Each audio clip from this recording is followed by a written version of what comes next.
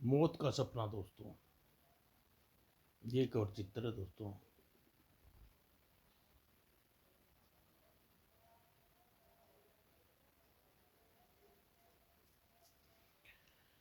शहर की ओर जाने वाली मुख्य सड़क के किनारे एक युवक शायद किसी की प्रतीक्षा कर रहा था। जैसे ही एक कार वहां कर गुज वहां से गुजरी, उस युवक ने उसे रोकने का इशारा किया। मुझे शहर जाना है और आप लिफ्ट दे दें तो बड़ी मेहरबानी होगी, बैठ जाइए। युवक कार में बैठ गया और यह तो हो गया कम से कम 2 घंटे के लिए बेहोश। ड्राइविंग सीट संभालते ही सबसे पहले अपना गिटार बॉक्स खोला, उसमें रखी हुई रिवॉल्वर को जोड़ने लगा। शहर में गांधी मैदान में एक सभा होने जा रही थी। सभा के करने के लिए केंद्रीय मंत्री रोशन दीपक पधारने थे।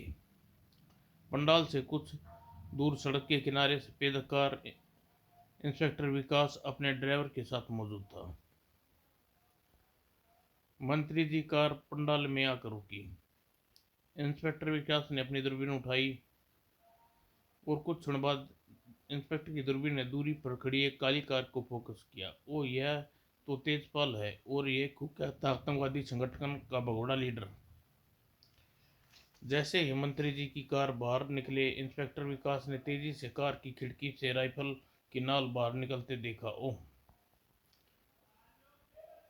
और तेजपाल साइलेंसर युक्त रिवॉल्वर से फायर किया, लेकिन उसकी गोली से सामने मंत्री जी का एक अंगरक्षक आ गया और घायल होने के बावजूद भी तेजपाल स्टीयरिंग संभाल गाड़ी को एक तरफ दौड़ा दी। अगले ही पल मंत्री के साथ आए कमांडो की गाड़ी उसके पीछे रवाना हो गई। इंस्पेक्टर विकास भी अब वापस अपनी गाड़ी में जा बैठा, उसका पीछा करो। इंस्पेक्टर आगे जाती गाड़ी दोनों गाड़ियों को देख रहा था। उसके वायरलेस सेट संभाला और आदेश प्रसारित करने लगा। हेलो सिक्योरिटी सेंटर, गांधी मैदान के बाहर मंत्री जी पर गोली चलाई गई है। गोली एक अंगरक्षक को लगी है। कुख्यात आतंकवादी तेजपाल है। वह एक काली गाड़ी में सुपर हाईवे की ओर भागा जा रहा है। उसका पीछा कर रहा हूँ। इस क्षेत्र में जितनी भी गश्ती गाड़ियां हैं उन्हें सूचित कर दिया जाए कि काली गाड़ी को रोकने की कोशिश करे। मैसेज रिसीट, तुम उसके पीछे लगे रहो। एक बार तेजपाल बचकर निकलना नहीं चाहिए। तेजपाल अपने पीछे आ रही गाड़ियों को देख रहा था। हाईवे से अभी कुछ दूर था, इसलिए जानबूझकर अपनी गाड़ी को सड़कों और गलियों में घुमाना शुरू कर दिया। वह रहे कमांडोज की गाड़ी उसी लेन में मुड़ी। अचानक बच्चा सामने आ गया और ड्राइवर ने घबरा कर गाड़ी का स्टीयरिंग घुमा दिया। एक दुर्घटना से बच न सका। तभी इंस्पेक्टर विकास ड्राइवर ने तुरंत दुर्घटना को देखकर कार नहीं रोकी थी और करीब ले 100 गज आगे जा रही थी। सर, आप फायर करके उसका टायर ब्लास्ट कीजिए। जैसे ही तेजपाल ने कार लेन से बाहर निकली, तुम स्पीड बढ़ाने की कोशिश करते रहो। तेजपाल उल्टी जीप के निकट से गाड़ी निकाल कर ले गया और वह सुपर हाईवे पर पहुंचने में सफल हो गया। विकास की गाड़ी उसके पीछे थी। अब सारा दामोदर स्पीड पर है, वह बहुत तेज जा रहा है, तुम भी स्पीड बढ़ाओ। Yes sir. और उधर वायरलेस सेट्स के परिणाम स्वरूप हाईवे के चेक पोस्ट पर हथियारबंद पुलिस की गाड़ी खड़ी थी। एक काली गाड़ी आ रही है, रोड ब्लॉक करो। तेजपाल ने जैसे ही बैरियर गिरते देखा, गति थोड़ी कम कर दी और फिर चेक पोस्ट से 50 गज पहले ही उसने गाड़ी एक गड्ढे में उतार दिया और उससे पहले कि चेक पोस्ट पर खड़े सिपाही कुछ समझ पाते, बैरियल के बराबर से गाड़ी बाहर निकल ले गया। विकास भी दूर से चेक पोस्ट को बाईं और उड़ती धूल का बादल देख रहा था। वह निकल गया। जो हरकत उसने की है तुम भी करो, लेकिन तुम गाड़ी चेक पोस्ट की दाईं ओर से निकालना ताकि धूल से बच सकी। तुरंत गाड़ी चेक पोस्ट के निकट गुजरी। उफ, क्या मुसीबत है। धूल का बादल गुजरने ते ही आगे जा रही गाड़ी पर नजर आ गई। स्पीड बढ़ाओ। मैंने पूरा एक्सीलेटर दबा दिया जनाब। और दूर एक ट्रक यू टर्न करने की कोशिश कर रहा था। अब उसे पकड़ना ही पड़ेगा। लेकिन तेजपाल शायद खतरा उठाने के मूड में था। लेकिन विकास ड्राइवर ब्रेक लगाने ही पड़ी। उफ, वह निकल गया। तभी वह ट्रक एक जबरदस्त धमाका सुनाई दिया। बुढ़ाम, यह क्या हुआ। ओह, विकास देखते ही देखते काली गाड़ी लुढ़कनियां खाती हुई सड़क के किनारे एक पेड़ से टकराई। उसमें आग लग गई। सर, इससे पहले भयानक एक्सीडेंट, आग में किसी का जीवन बचकर निकलना असंभव है। तेजपाल के लिए अपने किए की सजा पा गया है। और फिर विकास ने अपनी कार में आया और वायरलेस सेट पर दे देने लगा। हेलो हेडक्वार्टर, तेजपाल की कार एक ट्रैक्टर से टकरा कर पलट गई और उसमें आग लग चुकी है। ऐसे भड़कती हुई आग के शोलों से कोई बचकर नहीं निकल सकता। मुझे यकीन है कार के साथ तेजपाल भी समाप्त हो चुका है। उधर बेडरूम में गहरी नींद सोई हुई थी। इन दिनों कॉलेज की छुट्टियां है। वह अपनी सहेली आशा के यहाँ छुट्टियां बिताने आई हुई थी। उसका घर लखनऊ में था। उसकी सहेली आशा के पिता क्लिनिक में डॉक्टर थे। आशा के दो भाई थे। एक छोटे भाई का नाम जायसवाल था और बड़े का तेजपाल। लेकिन बरखा तेजपाल से कभी नहीं मिली थी। और जसपाल और उसके डैडी काफ़ी बेतकल्लुफ हो चुकी थी। उसी रात के समय बरखा बिस्तर से उठी और बेडरूम का दरवाजा, वास्तव में बरखा को नींद में चलने की बीमारी थी। और कोठी के ड्राइंग रूम में आशा के डैडी भाई सोफे पर लेटे हुए तेजपाल की बहम से गोली निकाल रहे थे। बुरे काम करे हुए तो दर्द सहने ही पड़ेंगे। कितनी बार तुम्हें समझाया है, बहुत दर्द हो रहा है। और भाषण नहीं चाहिए, अपना काम करते रहिए। भैया, तुम्हें डैडी से इस तरह बात नहीं करनी चाहिए। तभी ड्राइंग रूम के खुले दरवाजे में बरखा एक और जाती दिखाई दी। सब चुप हो गए। बरखा दूसरे दरवाजे से चली गई। यह लड़की कौन थी। अपनी आशा की सहेली, लखनऊ से आई है। उसने मुझे देख लिया है, जबकि मैंने बड़ी मुश्किल से पुलिस के अपने मर जाने का विश्वास दिलाया है। अब मेरा राज खुल जाएगा। नहीं भैया, शायद बरखा ने आपको नहीं देखा, वह नींद में चल रही थी। लेकिन मैं कोई खतरा मोल नहीं ले सकता। तुम तहखाने में मेरे साथी कुंदन और जगत को बुला कर लाओ। लड़की को खत्म करना होगा। खत्म करना होगा। तुम बरखा की हत्या करोगे। हाँ, सेटअप। मैं औलाद के प्रेम में अंधा होकर कई सालों से तुम्हारे अपराध सहन करता आ रहा हूँ। मैं इस घर के तहखाने में तुम्हारे साथियों को पनाह दे रखी है। इसका मतलब यह नहीं कि तुम मनमानी करते। खबरदार, जो बरखा को नुकसान पहुंचाने की कोशिश की तो हमारी मेहमान है। लेकिन उसने मेरा राज जान लिया है। अगर पुलिस ने मुझे यहाँ से गिरफ्तार कर लिया तो मेरे साथ आप भी पकड़े जाएंगे। अच्छा होगा इस प्रकार हमें उस अपराधी की सजा मिलेगी जो तुम्हारा अपराध छुपा कर किया है। अपने डैडी को क्रोधित देखकर जसपाल खामोश हो गया। अच्छा, मैं तहखाने में जा रहा हूँ। जाओ, और अब जल्दी ये अपनी कोई नया ठिकाना तलाश कर लो। मैंने अपना घर और पनाह नहीं दे सकता। तेजपाल तहखाने में पहुंचा। अपने साथी कुंदन और जगत को शराब पीने में व्यस्त थे। जगत को देखकर बोला, सब ठीक तो है ना उस्ताद, तुम कुछ परेशान लग रहे हो। कुछ भी ठीक नहीं है जगतपाल, हत्या करनी पड़ेगी। हत्या करनी पड़ेगी उस्ताद, एक लड़की की। और तेजपाल ने उसे पूरी बात बताई। बात सुनकर, हाँ उस्ताद, अब तो उस लड़की को मारना ही होगा, वरना तुम्हारा राज खुल जाएगा। लेकिन डैडी नहीं चाहते वह लड़की को कोई नुकसान पहुंचे। तुम कोई ऐसी तरकीब सोचो जिससे उसकी मौत भी हो जाए और हम पर शक भी न जाए। चिंता ना करो उस्ताद, हम कोई ना कोई तरकीब अवश्य सोच लेंगे। लेकिन तुमने अभी तक यह नहीं बताया कि पुलिस की अपनी मौत का यकीन कैसे दिला दिया।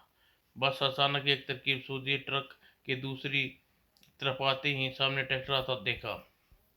मुझे विचार आया, अगर मैं गाड़ी ट्रैक्टर से भिड़ा दूं तो खुद नीचे कूद जाऊं तो पुलिस को धोखा दे सकता हूं। बस मैंने गाड़ी का दरवाजा खोला और ट्रक के किनारे पर मट्टी में कूद गया और उठकर एक पेड़ के पीछे जा छुप गया। सामने ही गाड़ी ट्रैक्टर से टकराई और पलटती हुई एक पेड़ से टकराई और एक जोरदार धमाके के साथ गाड़ी में आग लग गई। जब पुलिस गाड़ी और लाश मिलेगी तो वह बुरी तरह जल चुकी होगी और मेरी लाश समझ ली जाएगी, यानी मैं पुलिस के लिए मर चुका हूँ। बस फिर मैं छुपता छुपाता वहां से निकल आया। लेकिन अब यह लड़की मेरे सारी योजना गड़बड़ा दी। लड़की की मौत की चिंता न करो उस्ताद, मैंने एक तरकीब सोच ली है। उसकी मौत का आरोप डैडी कभी भी तुम पर नहीं लगा सकेंगे। अगले दिन दोपहर इंस्पेक्टर विकास डॉक्टर जसपाल से मिलने उसकी कोठी पहुंचा। मैं आपके लिए एक बुरी खबर लेकर आया हूं जसपाल। बुरी खबर? जी हाँ, आपके बेटे तेजपाल कल शाम कार एक्सीडेंट में मारा गया और एक हत्यारा करके भाग वह एक हत्या करके भाग रहा था। उसका पीछा पुलिस उसका पीछा कर रही थी। उसकी कार एक ट्रैक्टर से चलाई। ओह, तो मेरा भाई मर गया। जी हाँ। तेजपाल की मौत की खबर सुनकर उन दोनों को भी दुख बिल्कुल नहीं हुआ। बड़े हैरत की बात है। तभी आशा और बरका भीतर पड़ गया। अरे बरका, तुम? विकास, तुम इंस्पेक्टर साहब को जानती हो? बरका, यस अंकल, यह लखनऊ में रहने वाले हैं और एक ही मोहल्ले में रहते हैं। कुछ साल पहले यह दिल्ली आए। तुम्हें अचानक देखकर खुशी हुई बरका। यदि इस वक्त यहाँ एक दुखद सूचना देने न आया होता तो अपनी खुशी दबा न पा रहा हो। कैसा दुखद समाचार विकास? तुम्हें यह डॉक्टर जगपाल बताएंगे। अब मैं चलता हूँ। हाँ, यह पूछना भूल गया कि तुम लखनऊ से यहाँ कैसे आ गई अपनी सहेली आशा के साथ छुट्टी बिताने। मगर तुम इस तरह नहीं जा सकते, मुझे तुम्हें बहुत सारी बातें करनी है। तो फिर मेरे साथ किसी रेस्टोरेंट में बैठकर काफ़ी पियोगी, बातें करेंगे। ओके, कपड़े बदल कर आती हूँ। कपड़े पहनकर कपड़े बदलने चली गई। आशा अपने कमरे में चली गई थी। आपने लड़कियों तेजपाल के विषय में क्यों नहीं बताया? क्या फायदा बताने का? हमारे लिए तेजपाल उसी दिन मर गया था जिस दिन आतंकवादी संगठन से नाता जोड़ा था। उधर बरका अपने कमरे में प्रविष्ट हो गई, सीधी अलमारी की तरफ गई। विकास से मिलकर बहुत खुशी हो रही है, अच्छी सी ड्रेस पहनकर उसके साथ जाऊंगी। और जैसे ही उसने अलमारी खोली, आई और बरका चीख ड्राइंग रूम में पहुंची। यह कौन चीखा? बरका की आवाज़ लगती है। जसपाल और डॉक्टर बेडरूम में दौड़े। उन विकास उनके पीछे था। कुछ क्षण बाद तीनों बरखा के कमरे में प्रविष्ट हुए और अगले ही पल विकास सर्विस रिवॉल्वर उसके हाथ में थी। तुम हिलना मत बरखा, गोली न चलाना इंस्पेक्टर, वरना लड़की को लग जाएगी।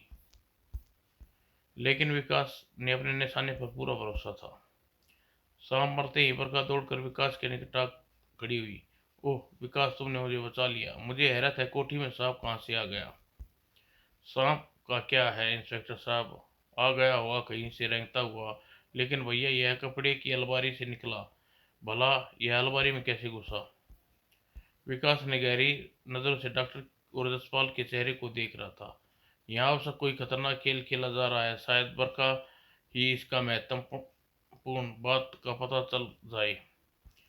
अब छोड़ो इस बात को, सांप मर चुका है, तुम मेरे साथ चलो। फिर विकास बरखा को कपड़े बदलने का समय भी नहीं दिया और उसके हाथ थाम कर कमरे से बाहर ले गया। बरखा को उसके साथ नहीं जाना देना चाहिए था डैडी। क्यों? अगर उसने इंस्पेक्टर को भैया के बारे में बता दिया तो हुआ क्या? तुम्हारा भाई पकड़ा जाएगा और उसे फांसी हो जाएगी। अब उसके दुखी हो चुका हूँ। अब मैं उससे दुखी हो चुका हूँ। यह सांप वाली हरकत भी उसी की है। मेरा मना करने के बाद भी उसकी बरखा की जान लेने की कोशिश की, कमी ना कहीं का। कोठी के बाहर आने के बाद विकास बरखा के साथ अपनी कार की ओर जा रहा था। सड़क पर खड़ी थी। अंकल के घर में सांप कहाँ से आ गया विकास? वह आया नहीं, तुम्हें मारने के लिए लाया गया था। मुझे मारने के लिए? यह तुम क्या कह रहे हो विकास? भला कोई मुझे क्यों मारना चाहेगा? ताकि तुम जो जानती हो किसी को न बता सको। बातें करते हुए दोनों सड़क पर पहुंचे। तभी विकास की नजर तेजी से कार पर जमी। बरखा बचो।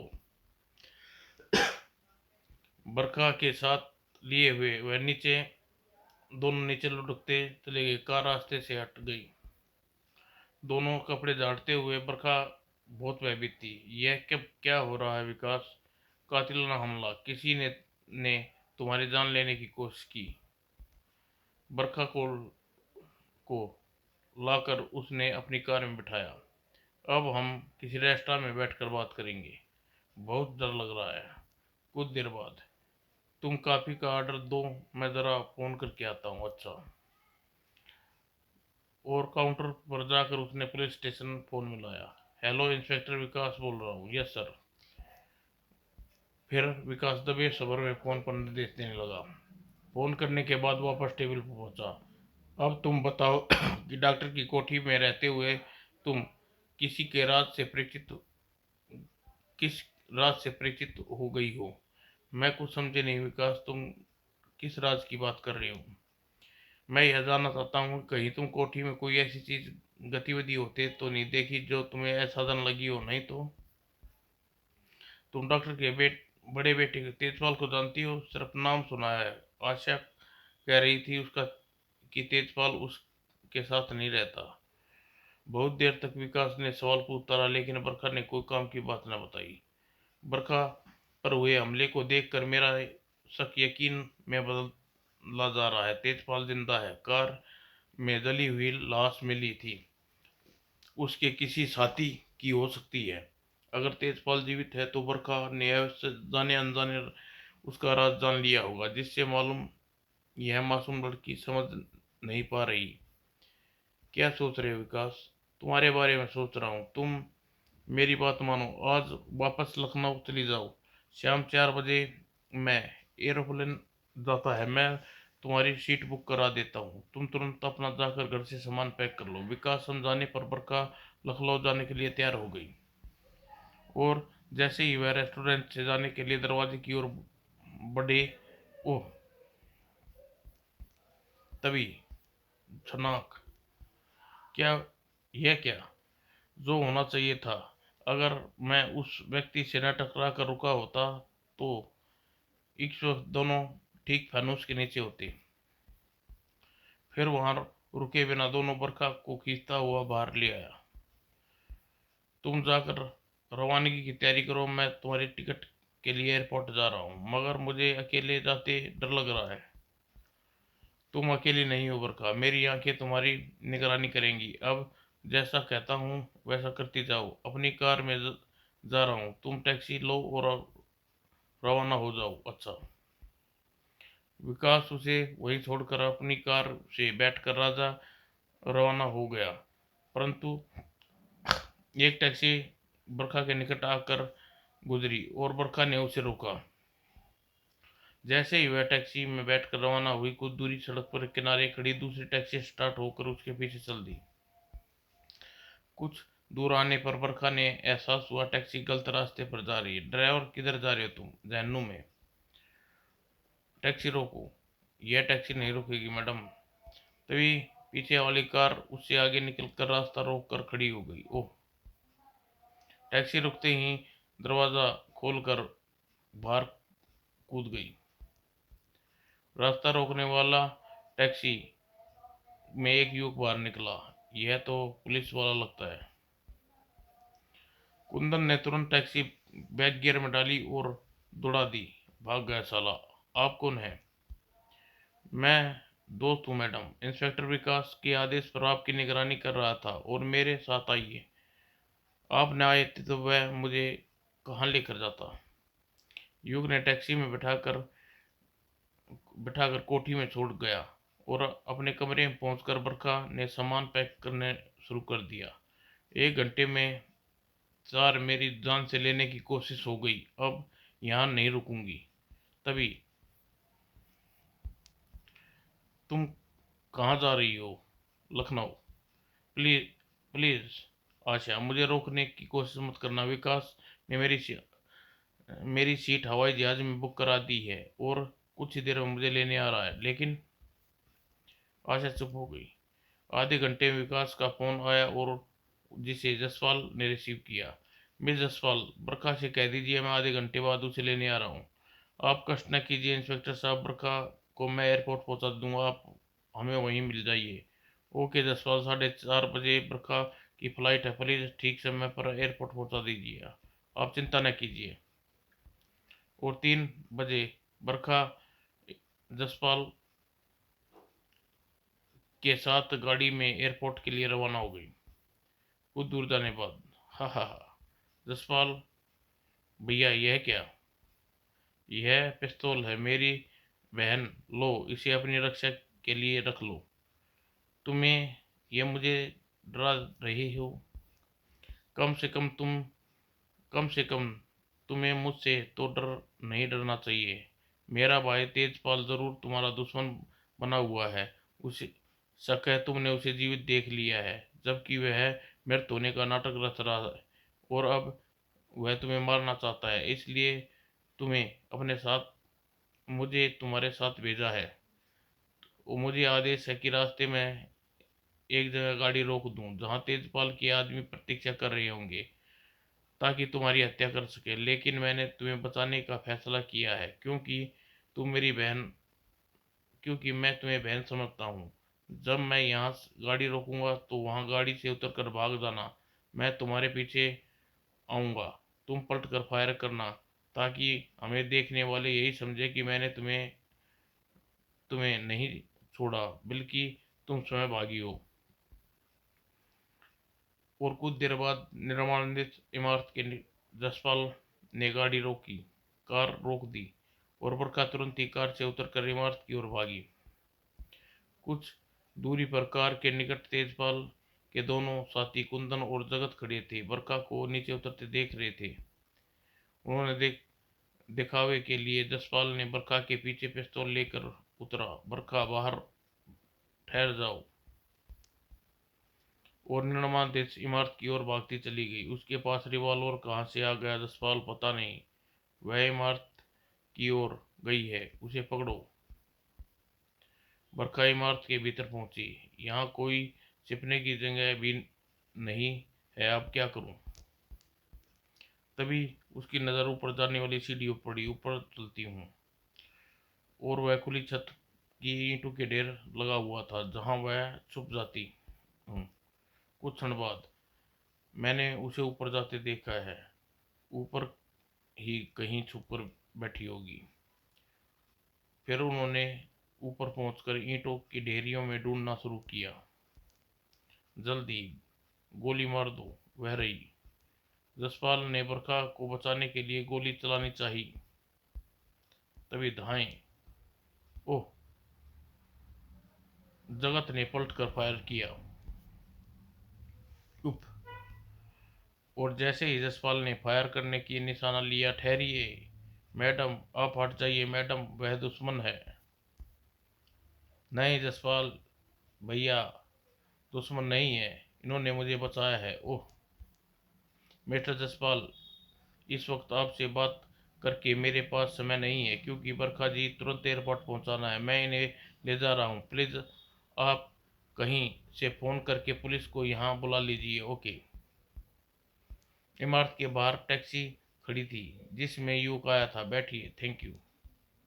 एयरपोर्ट के बाहर जैसे ही टैक्सी रुकी, मिस बरखा, यह आपका टिकट और सीधी एयरपोर्ट चेक के लिए चली जाइए। लेकिन इंस्पेक्टर विकास का है, किसी कारणवश वह नहीं आ सके और आपकी सुरक्षित विमान में सवार करने के लिए भेजा है। ओह!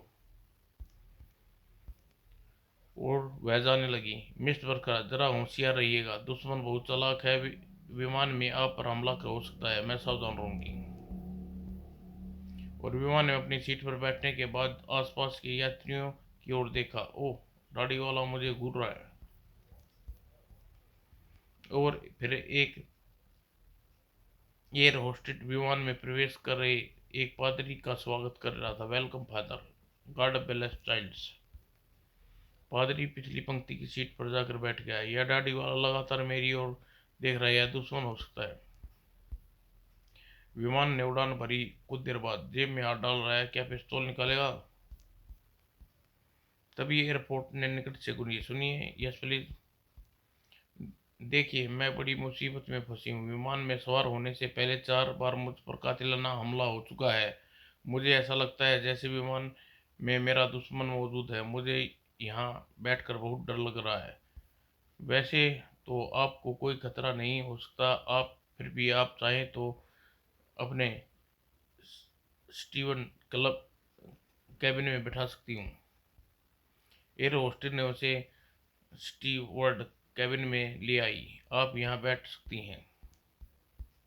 बरखा एक स्टूल पर बैठ गई। यहाँ कोई खतरा नहीं। कुछ देर बाद एयर होस्टर खाने की ट्रेली लेकर बाहर चली गई और लखनऊ पहुंचने में 10 मिनट का समय शेष है। अचानक पिछली पंक्ति में बैठा पादरी अपनी सीट से उठकर टॉयलेट की ओर गया। कुछ देर बाद वह टॉयलेट से निकला और अपनी सीट पर जाने की बजाय सीधा स्टीवर्ड सीट कैबिन की ओर बढ़ा। बरखा सीट पर आंखें बंद किए बैठी थी। आठ सुनकर आंखें खोली। Father, yes my child. तुम शायद किसी से भयभीत हो। तुम्हें लिए दुआ करता हूँ। और फिर पादरी का हाथ ऊंचे उठा तभी, लेकिन दरवाजे पर दाढ़ी वाला दिखाई दिया और छलांग लगाई। कड़ाक कटाक। अब तुम्हें कोई खतरा नहीं बरखा। विकास तुम? दाढ़ी वाले के मुख से विकास का स्वर सुनकर वह हैरान रह गई। यस, विकास। और यह पादरी वास्तव में तेजपाल था।